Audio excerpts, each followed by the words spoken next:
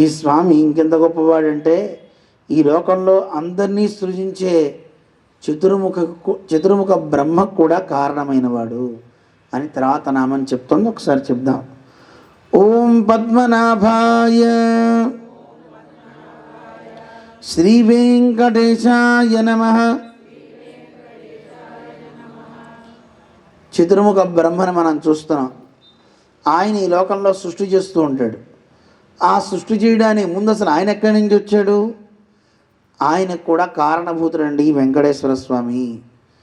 అంటే ఆయన నాభి కమలం నుంచే బ్రహ్మగారు ఆవిర్భవించాడు. అందుకే పరమాత్మకి పద్మనాభుడు అని పేరు. అంటే లోకాలన్నీ సృజించేటటువంటి ఆ బ్రహ్మగారిని కూడా తన నాభి కమలం నుంచి ఆయన సృష్టించారు. అటువంటి స్వామి శ్రీ వెంకటేశుడు. అందుకే ఆ పరమాత్మను గురించి చెప్పేటప్పుడు జన్మాద్యస్య యతోన్వయాత్ ఇతరతః అని మనం చదువుతూ ఉంటాం. ఎవరి వల్ల అయితే ఈ జన్మ అంటే సృష్టి స్థితి లయాలు కలుగుతున్నాయో అలా అన్నీ కలిగించేవాడు ఎవడో ఆయనే సర్వేశ్వరుడు.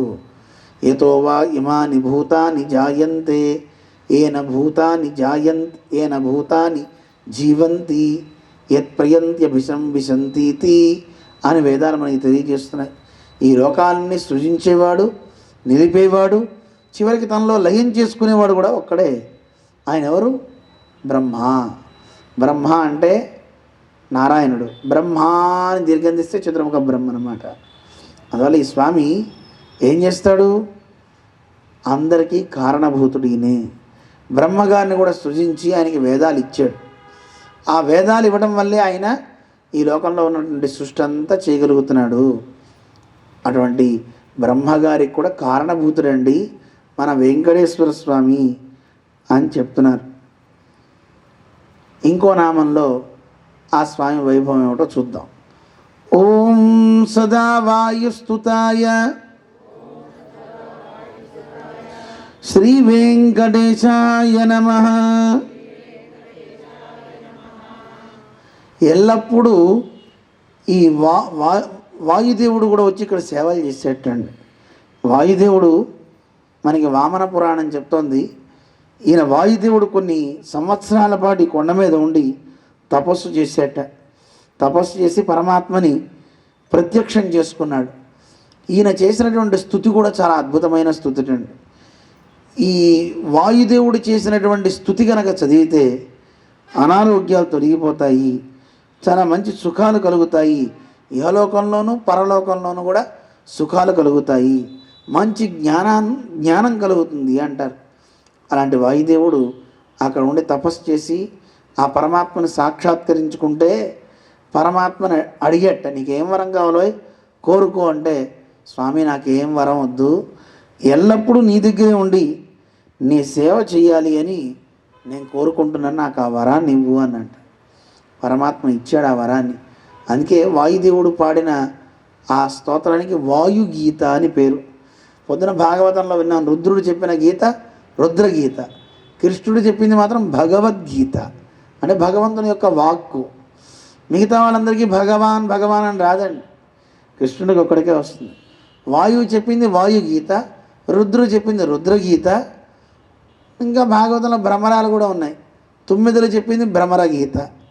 ఇలా ఉన్నాయి. కృష్ణుడు చెప్పింది కృష్ణగీత అంటారా? ఏమంటారు? భగవద్గీత.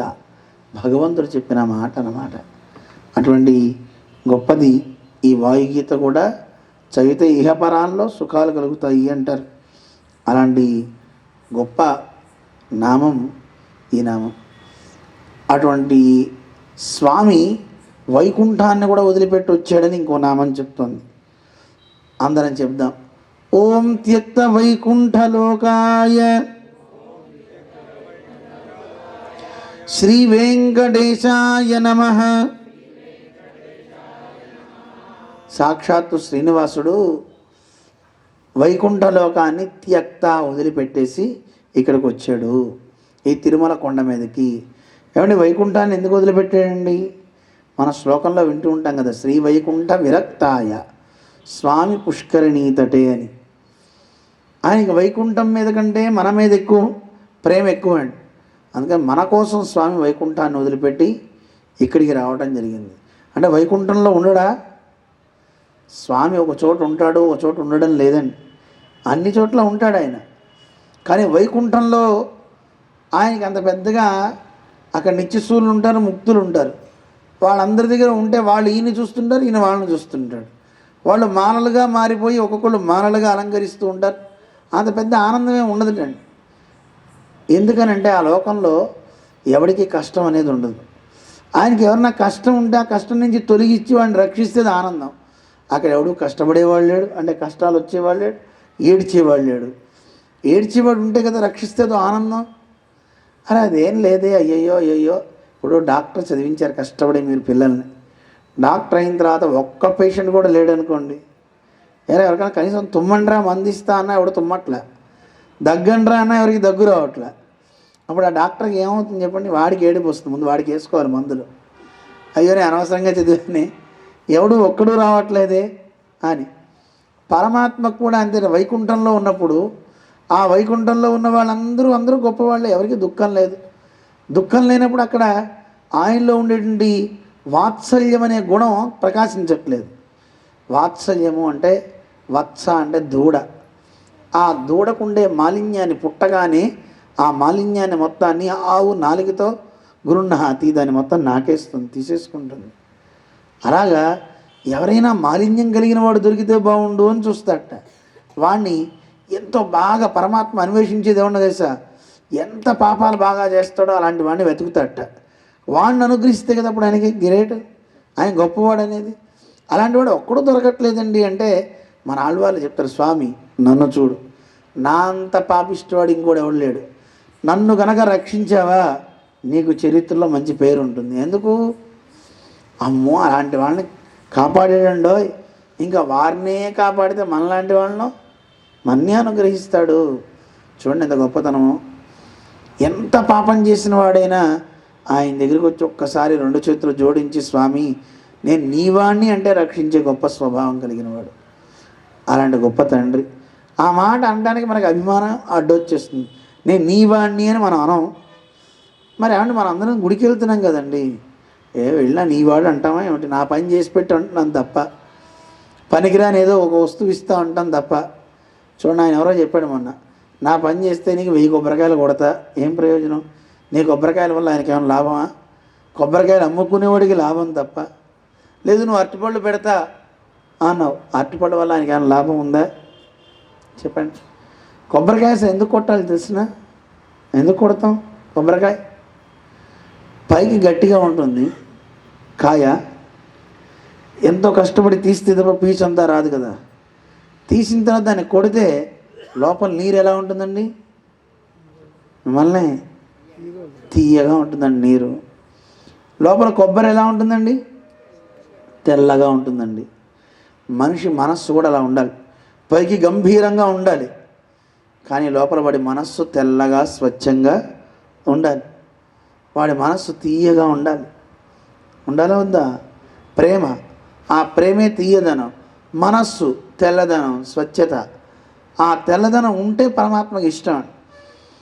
అది కుళ్ళిపోయింది అనుకోండి, కుళ్ళిపోయిన కాయని చూస్తే మనకి ఎలా అనిపిస్తుంది? పక్కన పారేస్తాం.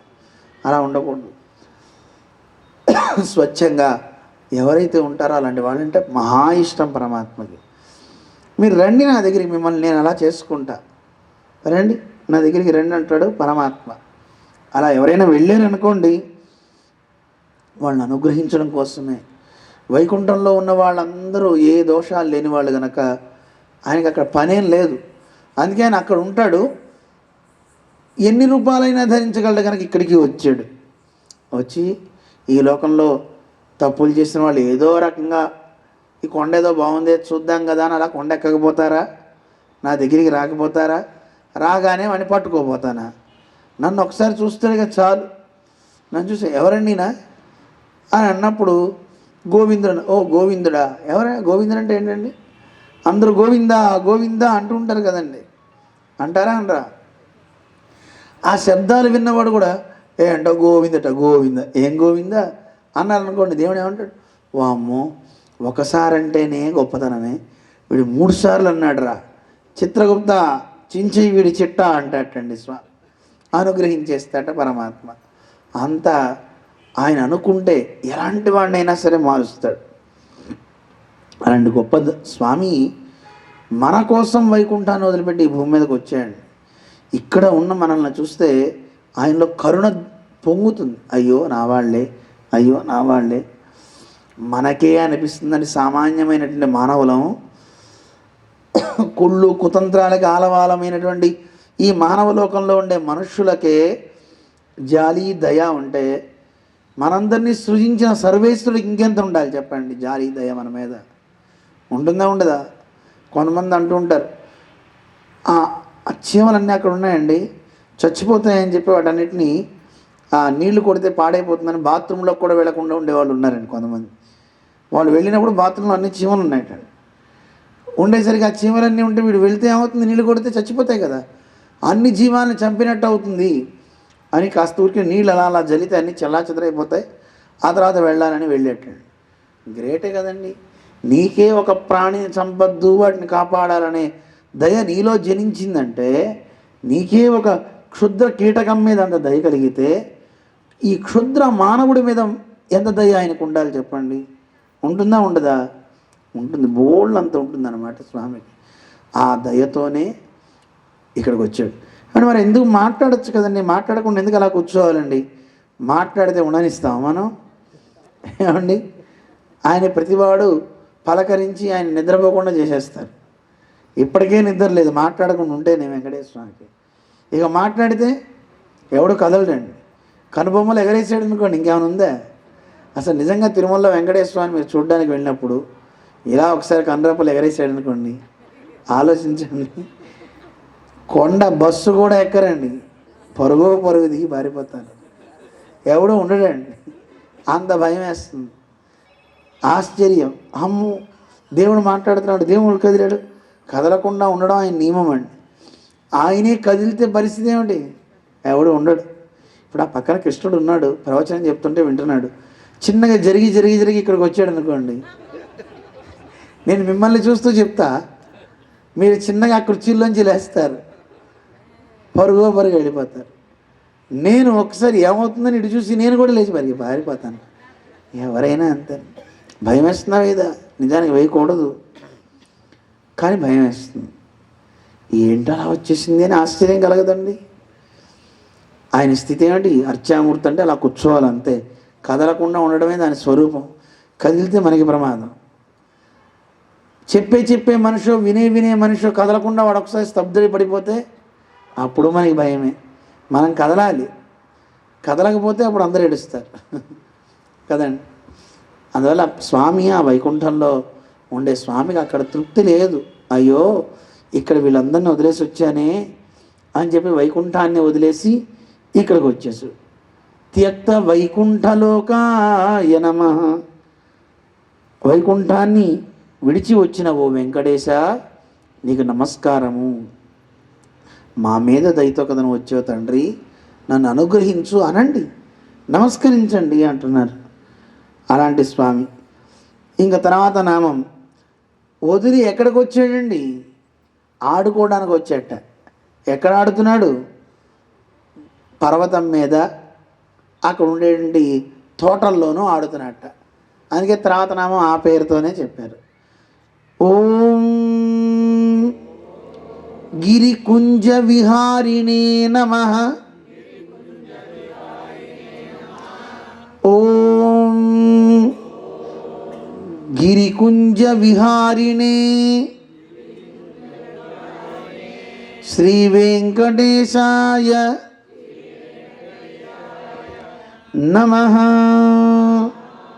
వెంకటాచలంలో ఉన్నటువంటి ఆ పర్వతాలలో, అక్కడ ఉండేటువంటి పర్వత చర్యలలో, వనాల్లో తిరుగుతూ ఆడుతూ ఉండే ఓ వెంకటేశ నిన్ను నేను శరణ పొందుతున్నాను అని ఆ వెంకటేశ్వర స్వామిని ఇందులో కీర్తిస్తున్నాడు.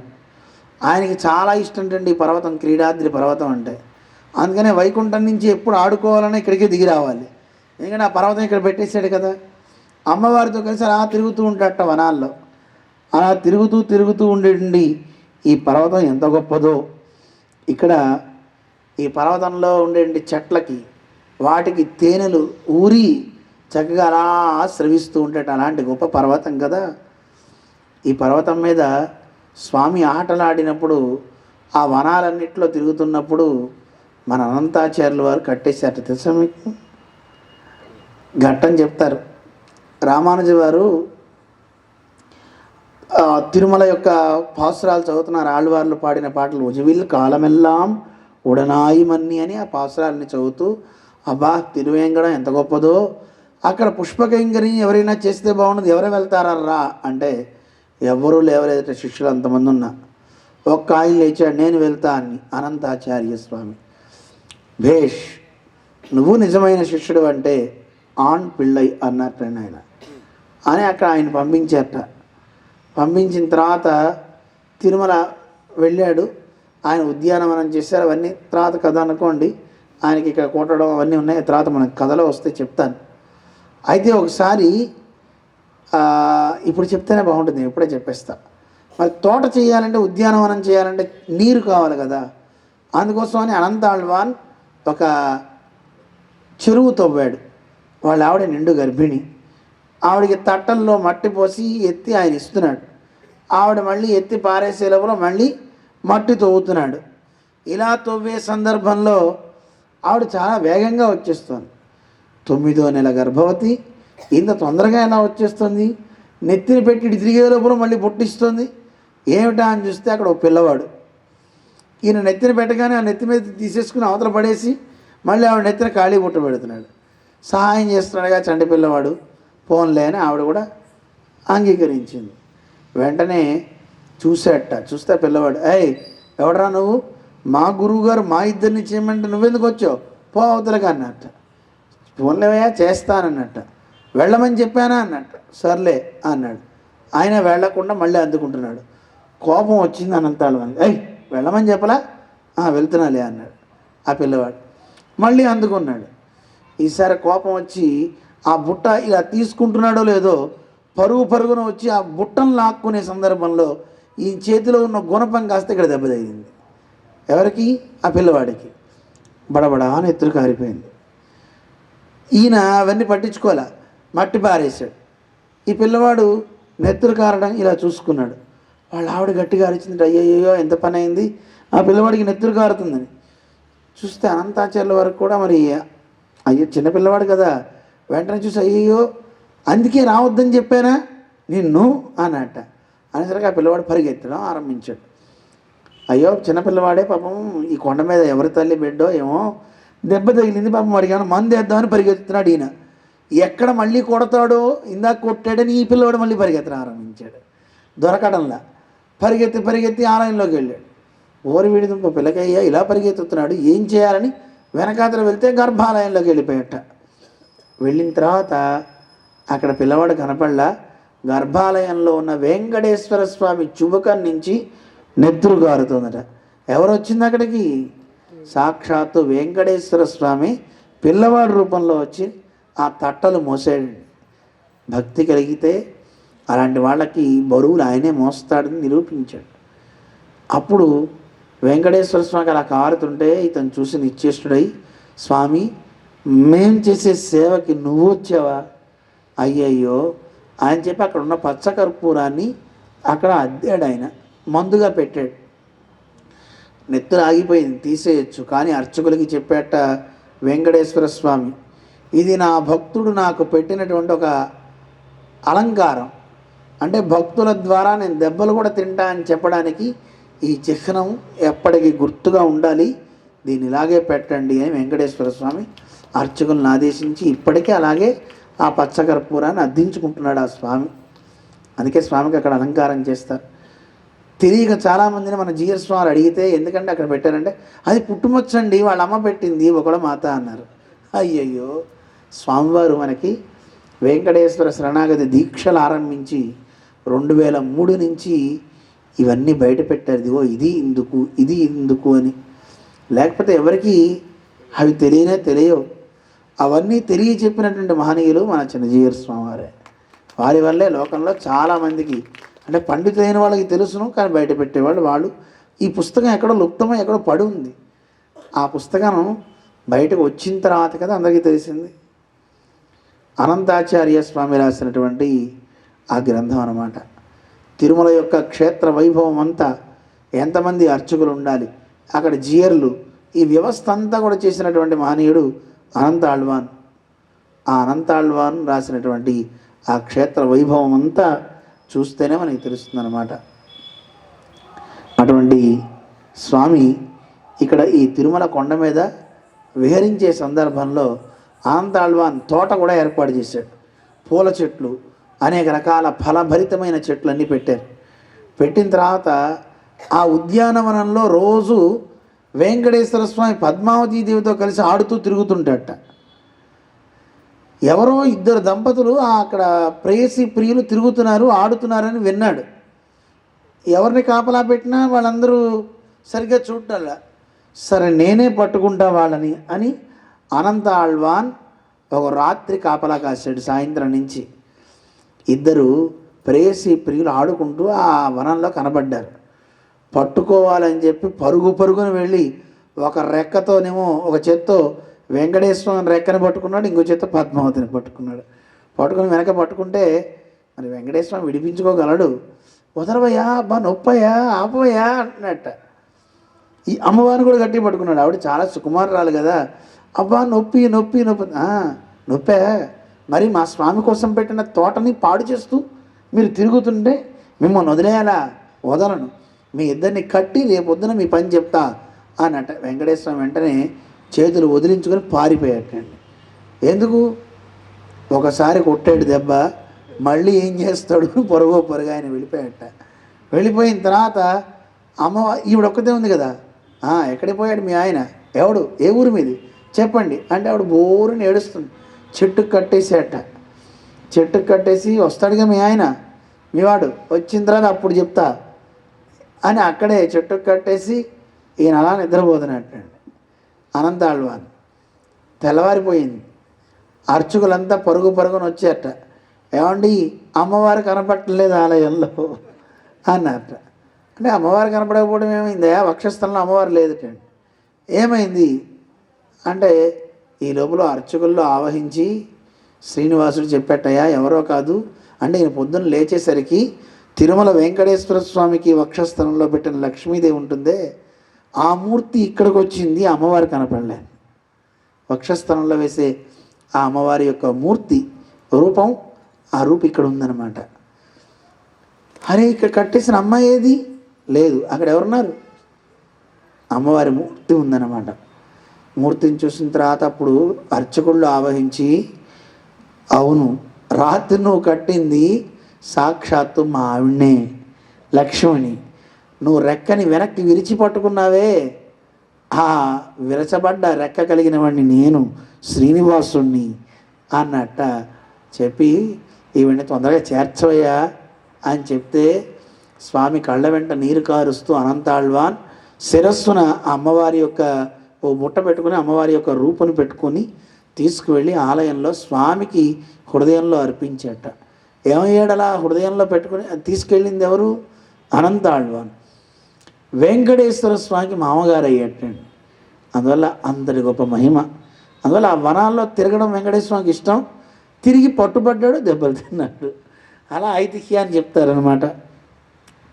అలా వెంకటేశ్వర స్వామి వారు ఈ పర్వతంలో చక్కగా విహరించారని గిరికుంజ విహారిణే నమః అని వాటన్నిటిలో విహరించాడు అని చెప్పారు. ఇంకేం చెప్తున్నారు?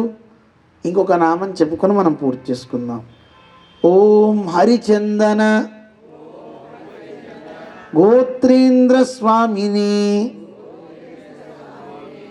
శ్రీ వెంకటేశాయ నమః. ఈ పర్వతం ఎంత గొప్పదో చెప్తున్నారు. హరిచందనం అంటే చందన వృక్షాలతో బాగా నిండినటువంటి పర్వత శ్రేష్టం. గోత్రేంద్ర అంటే గోశబ్దానికి పర్వతం అని కూడా ఉందండి అర్థం. గోత్రము అంటే పర్వతము అని అర్థం. ఆ పర్వతం శ్రేష్టమైనటువంటి వెంకటాచలంలో ఉన్నటువంటి ప్రభు అయిన ఓ వెంకటేశ నీకు నమస్కారము అని నమస్కారం చేస్తున్నారు. అక్కడ చందన వృక్షాలు ఎన్నో ఉన్నాయండి. అటువంటి చందన వృక్షాలన్నీ అక్కడ ఉండి స్వామి అక్కడ ఆ శ్రేష్టమైనటువంటి చందన వృక్షాలకి నిలయమైంది ఆ పర్వతం. ఆ పర్వతానికి అధిపతిగా ఉన్నటువంటి వాడు శ్రీనివాసుడు. అక్కడ చందన వృక్షం అంటే ఎవరో కాదు, సాక్షాత్తు లక్ష్మీదేవే. ఆ లక్ష్మీదేవే ఇలా చందన వృక్షాల రూపంలో అక్కడ ఉంటుంది అని కూడా మనకి తెలియజేస్తున్నారన్నమాట. అలాంటి గొప్ప వృక్షం మీద స్వామి ఉన్నాడని, అది కాకుండా పర్వతాలకి అధిపతి అని వేదమే మనకి చెప్తుంది. విష్ణు పర్వతానామధిపతి అని, విష్ణుమూర్తి పర్వతాలకు అధిపతి. అందువల్ల హరిచందన గోత్రేంద్ర స్వామి అంటే పర్వతాలకు కూడా స్వామి ఆయన, అధిపతి అని చెప్తూ ఇక్కడ అందరికీ వశమై ఈ చందన వృక్షం అంటే అందరికీ ఒక కల్పవృక్షంలా ఆ సర్వేశ్వరుడు అక్కడ వేంచేసి ఉన్నాడు అని మనకి చెప్తుంటారు. ఎందుకంటే పర్వతం మీద ఉన్నటువంటి చందన వృక్షం ఎవరో కాదు, చందన వృక్షం కూడా వెంకటేశ్వర స్వామి. ఎందుకంటే వృక్షైవ స్తబ్ధో భువి తిష్టత్యేకస్తే నేదం పూర్ణం పురుషేణ సర్వం అని వేదం చెప్తోందన్నమాట. పరమాత్మే ఒక వృక్షము, వృక్షైవ స్తబ్ధో అని మనకి వేదం చెప్తోంది. ఆయనే వృక్షం అండి అని చెప్తున్నారు అనమాట. పరమాత్మ అలా అటువంటి ఆ పర్వతం మీద చందన వృక్షాలతో కూడినటువంటి పర్వతానికి అధిపతిగా ఉన్నటువంటి శ్రీ వెంకటేశ నీకు నమస్కారము అని తెలియజేస్తున్నారు. అటువంటి స్వామి వైభవాన్ని మరిన్ని తెలుసుకుంటూ ముందుకు సాగుదాం. ఓం నమో వెంకటేశాయ, ఓం నమో వెంకటేశాయ,